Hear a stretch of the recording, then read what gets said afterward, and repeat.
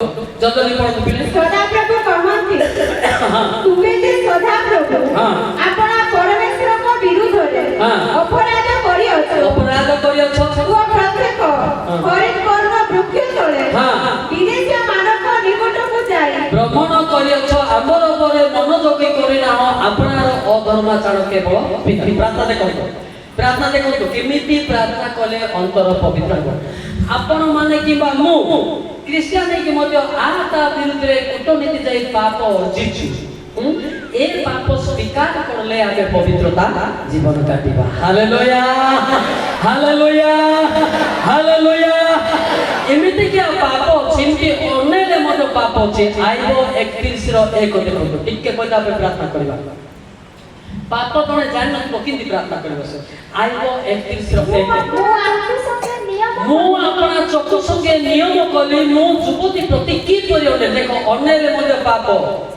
देखो पिला माने किबा मां माने चिंता करो मीरु हुडिस बाडे पाप आइले काई के मन तो चिंता आसुची माथ्यू 5 रो 28 देखो तो एई रुते मुक्ति पाइला से व्यक्ति अंतर पवित्रता हेले यीशु ख्रीष्ट अंतर रे प्रवेश करिबा किंतु मु तुम मानते कहू अछि जे कि कोनोसी स्त्री प्रति काम भावना दृष्टिपात करे से ता संगे मने मने व्यभिचार करे ऐसा भी माइंड में आता है ना तो कि नहीं है देखने से पापी होता है सोचने से पापी होता है उसको आपका पश्चाताप करके आप रो के बोलना जरूरी पड़ता है अगर ये तो बोलेंगे तो ये दिल सफेद हो जाएगा पवित्र आने का बाद ये सब कुछ पवित्र अपना अंदर में रह जाएगा हालेलुया आज प्रार्थना करते लोग जानना ना प्रार्थना कौन जानना भाई भाई पिता पुटी ही दिबे प्रभु तुम्हें धन्यवाद एते मते सुंदर रे आनो गाडे तेल नथिला आइली बोल तू केते लोक विरोध है सेटा को सेटा उचित प्रार्थना सेटा लुचे की करो सेति पाई अनुताप होई पारू नहीं बुझी पाले कि नहीं हां तापे टिके पिला मन को बाहर से कोई भी जुवक मन को बाहर से कोई भी ना राखिबो हित बदस बस टिके बाहर से हित बदस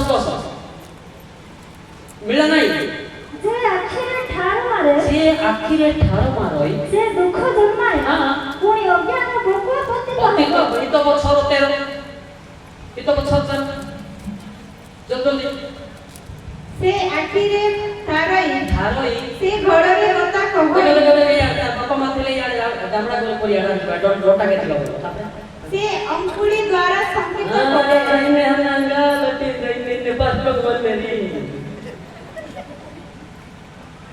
ए पाप ना न कोइले लोग के प्रार्थना करबे किंती हमें पाप बोल जानि ना पाप बोल गुटिया के जानि एमिते विषय अछि एरा सब जे गोटी स्पीकर करछि पवित्र हेई गला ता अंतरे यीशु ख्रीष्ट वास करले हालेलुया हालेलुया केतले को पाप को नांती खाली डायरेक्ट कहते प्रभु तुम हमको केड़े दया करो केड़े एमिति करो अरे से तो कर छथि ना से काहू चंती कोन निजर पाप को कह बोलते प्रकाश 3 रो 2 हमें पाप को लुच्चे की प्रार्थना करबा द्वारा आज अनेक लोक माने में पवित्र ही पारना जागृत हुओ पुणे लुप्त प्राय अवशिष्ट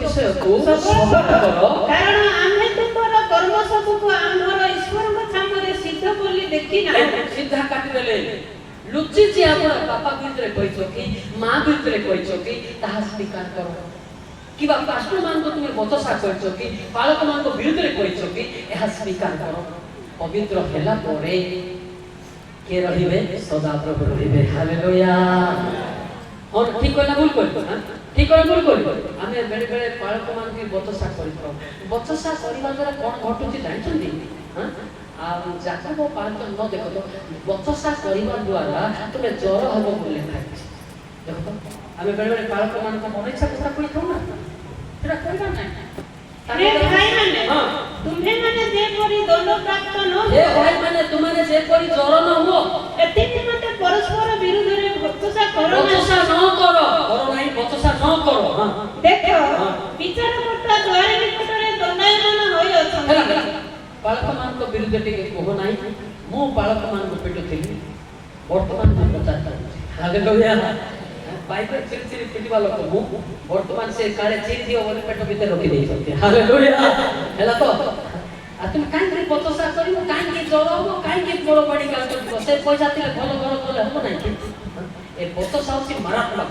ସବୁ ଦେଖ ବେବିଚାରରୁ କ୍ଷମା ହେଇପାରେ ଜାଣିପାରିବ, କିନ୍ତୁ ଜଣେ ନରଘାତ କରୁଥିବ ସେ କ୍ଷମା ହେଇପାରେ, କିନ୍ତୁ ଏ ପଚସା ସରିବ ନାହିଁ, କ୍ଷମା ପାଇବ ନାହିଁ। ଏ ମିଛ ସରିବ ନାହିଁ, କ୍ଷମା ପାଇବ। ଏ ମିଛ ପଚସା ଲୋକକୁ ପୁରା ବାନ୍ଧି ଦଉଛି। କଣ କହିଲି? କଣ କହିଲି? ପଚସା ମିଛ। ମିଛ କିଏ କହୁନାହାନ୍ତି କି ଆପଣ? ନାଇଁ କିଏ ନାଇଁ? ମିଛ ବୁଝାଇ ଦେବା କିଏ କହୁନାହାନ୍ତି? ଯଦି କହୁନାହାନ୍ତି ମୁଁ ବାକ୍ୟରେ ଦେଖେଇବି ଗୀତ 116 ମନୁଷ୍ୟ ମାତ୍ରକେ ମିଥ୍ୟା ଫଳେ। ଦେଖ ଗୀତ 116 ଅଛି କି ନାହିଁ କି ବାଇବେଲ ଆପଣ? ମୁଁ ଚଞ୍ଚଳ ଭାବରେ କହିଲି ମନୁଷ୍ୟ ମାତ୍ରେ ହିଁ ମିଥ୍ୟା। ହେଲା ସେଥିପାଇଁ ମୁଁ ଆଜ ବାଜ କଥା କରି କେବଳ ବାକ୍ୟ ହିଁ ସତ୍ୟ, ଈଶ୍ୱର ସତ୍ୟ। ହାଲେଲୁୟା। କେବଳ ଗୋଟେ ପଦ କହିକି 30ଟା ପକୁନାହାନ୍ତି, সেটা ମୁଁ କ'ଣ ଜାଣିନି, ସେଟା କହିବା ଦ୍ୱାରା ମୁଁ ଜ୍ୱର ହେବି। ପଦ ପର୍ବ କହିଲେ ମୁଁ ଆଉ ବ୍ରିଙ୍ଗି ହେବି। ହାଲେଲୁୟା। ସେଥିପାଇଁ ଆମକୁ କ'ଣ ଦରକାର? ବାକ୍ୟ ଦରକାର। କ'ଣ ଦରକାର? ବାକ୍ୟ। ବାକ୍ୟ ଦରକାର ନା କ'ଣ ଦରକାର? ନା କାହାଣୀ ଦରକାର କି? ବାକ୍ୟ ଦରକାର। କାହିଁକି ନା ବାକ୍ୟରେ ଜୀବନ ଅଛି। ଜହନ 1:4 ଜଲ୍ଦି ଜଲ୍ଦି ମୁଁ ସ୍ପିଡ୍ କଲି ମାନେ ସମୟ ସରିବାକୁ ଯାଉଛି। ଜଲ୍ଦି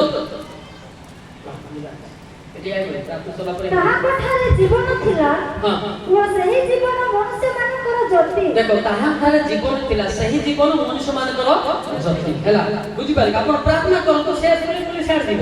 ହେଲା ଆପଣ ବ୍ୟସ୍ତ ହେବେ ଡାକିଦେବେ, କିଏ ଖାଇପାରିବ? ହଁ ସେ କ'ଣ ଜାଣିନାହାନ୍ତି ଏତେ?